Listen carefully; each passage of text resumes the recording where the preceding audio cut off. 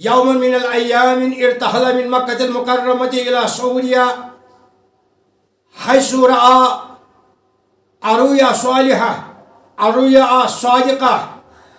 كأنما تنزل الشمس وينزل القمر كلاهما يدخلان في حضنه ويلقي أبو بكر الصديق رضي الله تعالى عنه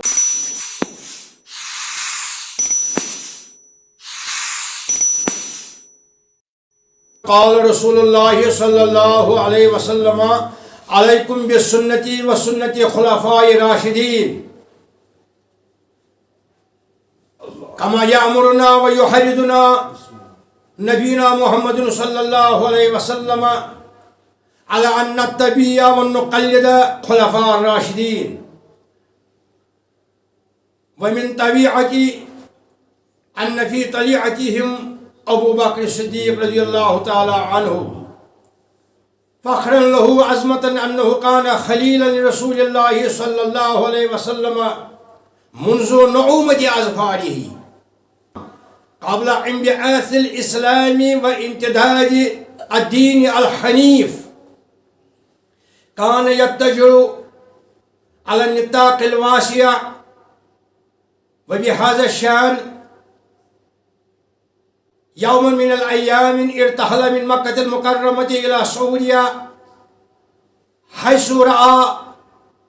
الرؤيا صالحة الرؤيا صادقة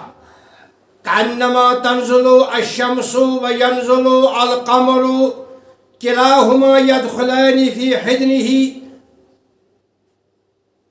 ويلقي أبو بكر الصديق رضي الله تعالى عنه رداءه عليهما ويدمهما إلى صدره فلما أصبح قصد إلى راهب بحير راهب ليستعلم منه تعبير رؤياته عبر الراهب عن رؤيته بعدما علم معرفته هكذا قال سيبعث في مكة المكرمة النبي اسمه محمد صلى الله عليه وسلم ويكون مرتبطا ببني هاشم وستؤمن به وتكون وزيرا له فلما آب أبو بكر الصديق رضي الله تعالى عنه من سوريا إلى مكة المكرمة فرأى ما رأى يتسع النور الصادق ينتشر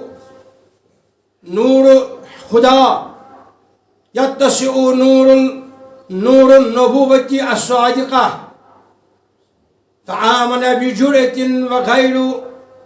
مبال بالشيء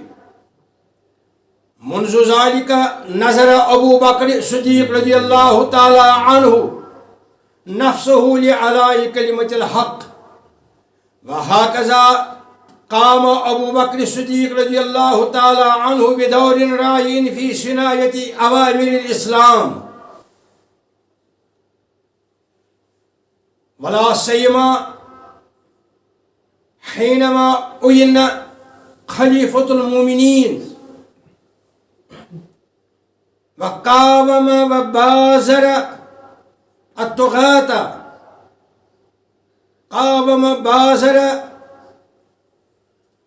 هم الذين امتنعوا عن تقديم الزكاة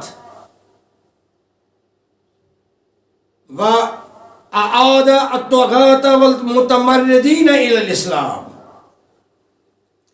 هكذا أيها المؤمنون لا بد لكل مسلم ولا بد ينبغي لكل مسلم ولا بد لكل مؤمن أن يبرز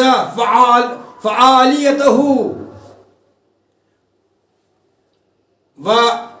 ويصقل مآثره أي مآثر أبي بكر الصديق رضي الله تعالى عنه التي قام بها في حياته لرفعة الإسلام فقط. هذا ما يقول يعني رسول الله صلى الله عليه وسلم अलैकुम बिसुन्नती वसुन्नति खुलफाए राशिदीन वफी तलिअतिहिम अव्वल बिअव्वलिन अबू बकर अस्सिद्दीक़ रज़ियल्लाहु ताला अन्हु।